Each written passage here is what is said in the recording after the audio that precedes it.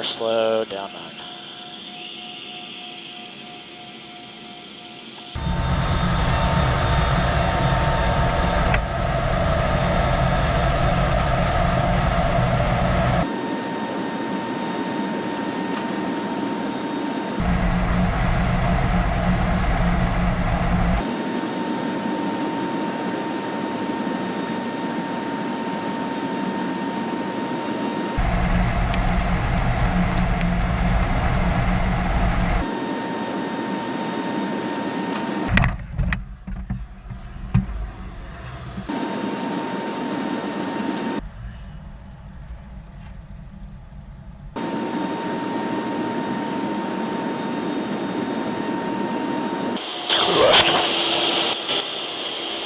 We're at 135 right now.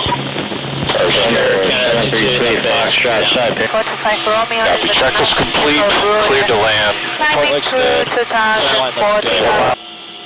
Center line correction looks good. 50, 5 hot, 40, 7 down. 30, 20, 10. Timing. Goes up. Goes up. 115-916 Saipan Tower on the left base, runway 7, report PIC. Go. Rotate. You're up. You're up.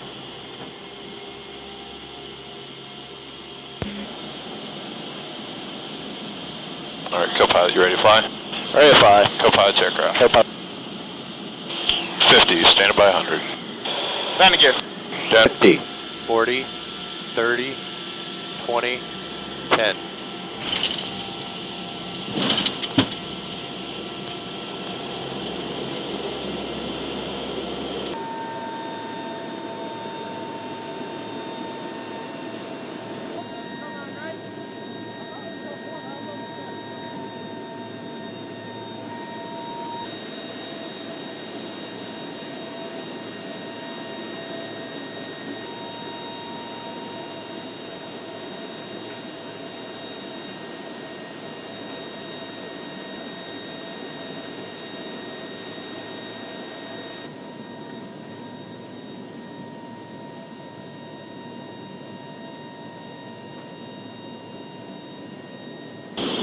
Timing.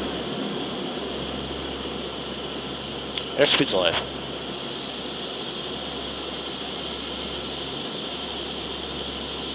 Pilot controls. Pilot controls.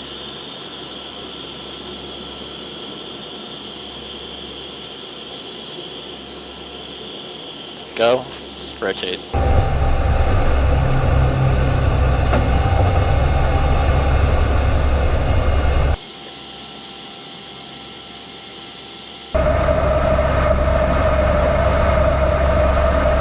Knots, land pilot discretion. Land pilot discretion, candidates. Bravo, cross runway 6 to park. Stay to right.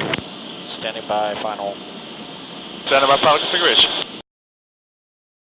So it was a training mission, and it was designed to give us some low-level training. We did some simulated threat reactions with surprises. So we had some little cards in there to simulate C2 calls at various points throughout the route, and then we reacted appropriately.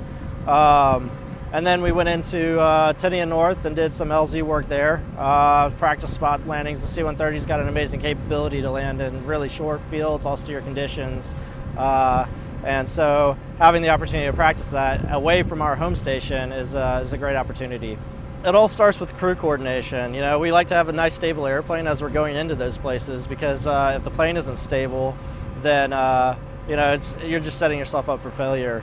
And the wind affects that. You know, it's how am I going to do this? How am I going to fly the approach? That all factors in. DZ length. You know, this DZ was the narrowest DZ that we can land at. The real practice is making sure we're getting our call-outs on time, making sure that we have a good grasp of what's happening, and then also know when it's time to call it quits and try again. And it's all situation dependent. We talk about it a lot before we ever get out there. You know, here's what's going to happen, and here's what I expect to hear, and that sort of thing. When we actually go to the desert or in any of these other places where there's austere locations, you know, C-130 can land on beaches. It can land almost anywhere. 60 feet wide. We require a 3,000 foot runway in peacetime, but our capabilities are actually smaller than that with the right conditions. You know, so that's not a lot of space. And so to take a big airlifter like that into a little space and then throw on trucks or bring a bunch of dudes in or whatever, it's a great capability to have, but you can't have that capability without proficiency, and you don't get proficiency without practice. It's my first experience at Cove North. So yeah, there's a lot of cool stuff to see here. Obviously, you know, so at home, we get to do our thing, and we're on our own little bubble out here. You know, you have all the noisy fighter jets, you have international partners, and you just get a little bit more exposure to how people do things and how everybody meshes together. Talking to an actual C2 control, you know, actual C2. That's pretty huge, you know. And then also understanding how important radio discipline is and that sort of thing when it gets busy. We did the vol yesterday, and if you aren't on your game with the radios, then it's really easy to get muddled or confused. If we're at home, just doing our thing at home, we don't get exposure to any of this. If we even just do it U.S. forces only, then we don't get to learn from our other partner units. You know, so yeah, I think there's value to it, absolutely. Every year, you know, something new comes along. It gives our mission planners a great opportunity to work out a lot of kinks, you know, and refine processes, you know, planning processes and that sort of thing, developing flexibility, and just exposure to a variety of things that you have to work through in order to make the mission happen. So doing that in a relatively low threat environment where, you know, things aren't actually going to go wrong necessarily, bar safety of, you know, flight type things, then yeah, why wouldn't you? Why wouldn't you do something like this? I think the international thing is really cool. We were not able to fly. I mentioned that yesterday, and our JASDAP folks were gracious enough to let us hop on their aircraft and see how they do things. So to see how another nation does your job, you can pick up some cool little tricks. You can see, you know, oh, hey, there's a new perspective, fresh perspective. Yeah, it was great that they were willing to do that. And I think that, again, having that interaction is a really good thing, both in the jet and on the ground while we're doing our briefings and having the discussions that we've got. Really cool.